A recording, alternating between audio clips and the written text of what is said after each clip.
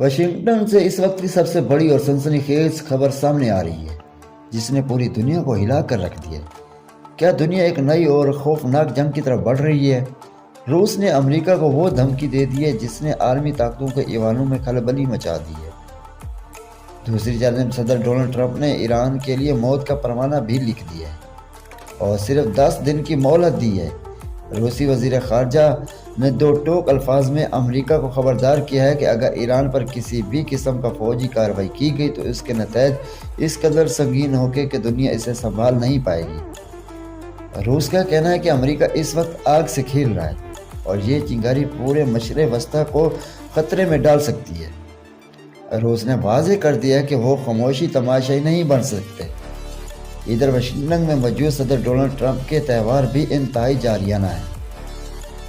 صدر Donald Trump نے پوری دنیا کے سامنے ایران کی الٹی گنتی شروع کر دی۔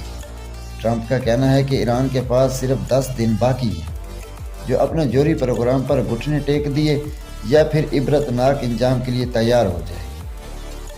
ٹرمپ نے صاف کہہ دیا ہے کہ کسی بھی وقت ایران کو ایٹمی ہتھیار بنانے کی اجازت نہیں دی جائے گی۔